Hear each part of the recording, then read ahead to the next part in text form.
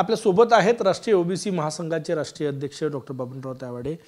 Sir, आज OBC नेत्यांची बैठक विरोधी पक्षनेते विजय वडेट्टीवार यांनी बोलावलेली आहे। ते यापूर्वी त्यांनी ओबीसी चळवळीतल्या लोकांना बोलवलं होतं, तेव्हा तुम्ही गेले होते। आजच्या बैठकीचं काय स्टेटस आहे, तुम्ही जाणार की नाही? मला निमंत्रणही नाही आणि कल्पना नाही की विजयभाऊंनी अशा प्रकारची काही बैठक बोलवली। आपण सांगता आहात आणि वेळेवरती बैठक असल्यामुळे नागपूरवरून मुंबईला मी पोहोचू शकत नाही। जर नागपूरला असती ती गोष्ट वेगळी असती। आता कुठल्या विषयावर काय चर्चा करण्याकरता बैठक बोलावली ते सुद्धा मला काही कल्पना नाही आणि मी आता एवढ्या कमी वेळेत मुंबईला काही पोहोचू शकत नाही। सर, भुजबळांच्या भूमिकेला काल तुमचं समर्थन नव्हतं, आज वडेट्टीवार यांनी बैठक बोलावली, त्या बैठकीत तुम्ही जाणार नाही। ओबीसी नेत्यांचे गट वेगवेगळे झाले असं आहे का? नाही, गट वेगवेगळे नाही झालेले आहे। याच्यामध्ये कुठेतरी समजण्यामध्ये विचारामध्ये कुठेतरी हे होतं आहे आणि त्याच्यामुळे या 25 आणि 26 तारखेला शासनाने जे 2 शासन निर्णय काढलेले, एक शासन निर्णय एक राजपत्र आहे, याचा सखोल अभ्यास करून जर आपण समाजाला योग्य ते मार्गदर्शन केलं तर मला वाटते की ते योग्य होईल।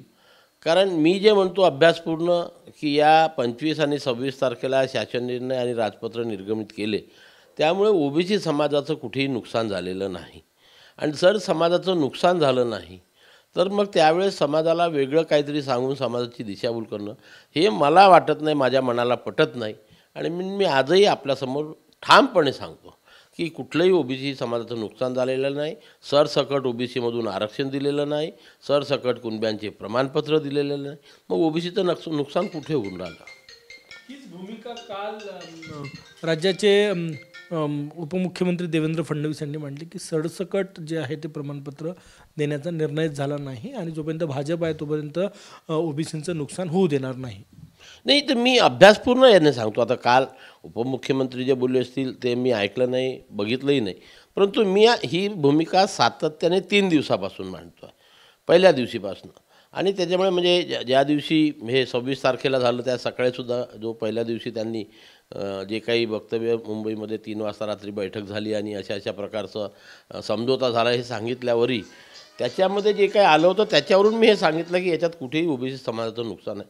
कारण सगळ्या सोयरांचा जो GR काढलेला आहे तो सुद्धा पितृसत्ताक पद्धतीनुसारच, जी पितृसत्ताक पद्धती आज अस्तित्वात आहे आणि त्यानुसार 1952 पासून तर आजपर्यंत SC ST आणि ओबीसीला जात प्रमाणपत्र मिळत आहे, त्याच्यामध्ये कुठेही बदल केलेला नाही आहे।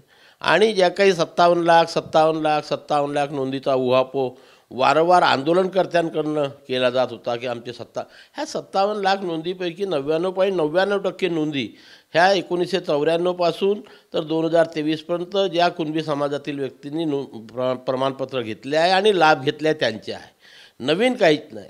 सरकारने जे काही पत्रक प्रसिद्ध केलं त्याच्यामध्ये फक्त औरंगाबाद विभागात 20,000 नवीन नोंदीची प्रमाणपत्र देण्यात आली, उर्वरित महाराष्ट्रात कुठेच काही बदल झालेला नाही। त्याच्यामुळे कुठे अन्याय झाला आणि ज्यांच्या नोंदी सापडल्या त्यांना प्रमाणपत्र देण्यापासून कोणीही थांबू शकत नाही, हा नियम आहे।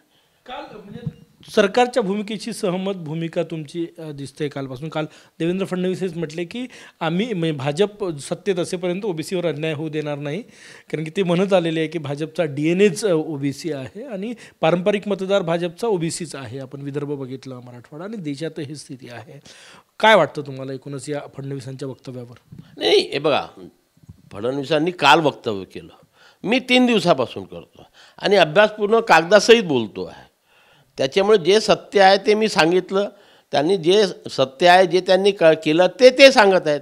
दोघांची भूमिका योगायोगाने सारखी आलेली आहे, त्याच्यामुळे मी त्यांच्या मताशी सहमत आहे असं म्हणता येणार नाही। परंतु आम्हाला जे आश्वासन सरकारने दिलं होतं त्याच्याशी सरकारने कुठेही धोकाबाजी केलेली नाही, या मताचा मी आहे। ओबीसीच्या आरक्षणाला धक्का लागला नाही असं तुम्हाला म्हणायचं? मी विश्वासाने सांगतो 100% ओबीसीच्या आरक्षणाला कुठेही धक्का लागलेला नाही। काल फडणवीसजी असंही म्हणले की आम्ही भुजबळ यांचा गैरसमज झाला असेल तर त्यांची समजूत काढू, त्यांना समजावून सांगू, आमचे वरिष्ठ नेतेही ते करतील, आम्ही स्वतः जाऊ असं ते म्हटलं। नक्की, ते कसं दोन्ही मोठे राजकीय नेते आहेत, एकत्र बसून त्यांच्या मनामध्ये जे काही असेल, यांच्या मनात जे काही केलं आणि त्यांना जे समजून सांगितल्यानंतर कदाचित ते समाधानी होतील, नाही होतील तो त्यांचा प्रश्न आहे। पण मी जो एक अभ्यास केला, एक अभ्यासक म्हणून मी जो त्या दोन्ही शासन निर्णय आणि राजपत्रकाकडे बघतो, त्याप्रमाणे ओबीसी समाजाचं कुठंही नुकसान झालेलं नाही हे मी कुणालाही पटवून देऊ शकतो. याबद्दल मी आत्मविश्वास आहे मला. पुढच्या लढ्याची भूमिका काय असेल ओबीसींची? कारण की आत्ता स्टेटस असं आहे की ओबीसींचे 3 महत्त्वाचे मोठे नेते छगन भुजबळ यांची भूमिका, तुमची भूमिका त्यांच्याशी सहमत नाही.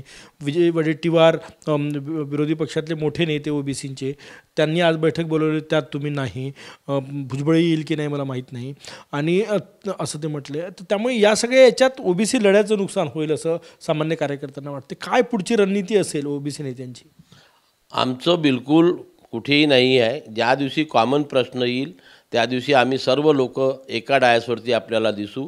या पुढचा आमचा लढा हा उद्यापासूनच सुरू होतो आहे आणि महाराष्ट्र राज्यामध्ये ज्याप्रमाणे बिहार राज्याने सर्व जातींची जातनिहाय जनगणना केली, ती जनगणना आम्ही विचाराधीन आहोत असं 29 सप्टेंबर 2023 रोजी सरकारने आम्हाला लिखित दिलं होतं. आता 5 महिने झालेले आहे, 4 महिने झालेले आहे.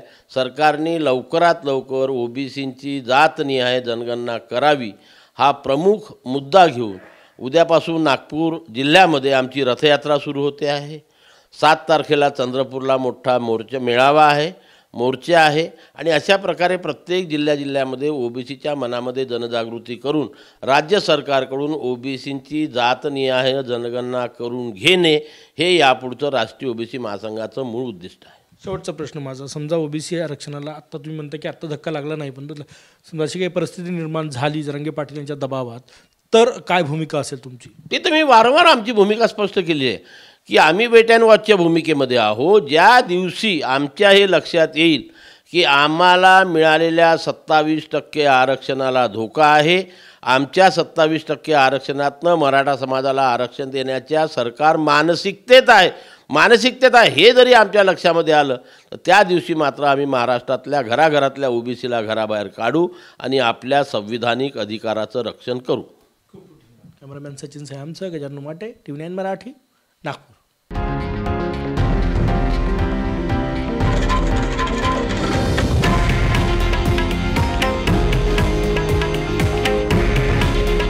हे आहे देशातील नंबर 1 न्यूज नेटवर्क आणि आपण पाहत आहात TV9 मराठी. काळजी तुमची, हित महाराष्ट्राचं.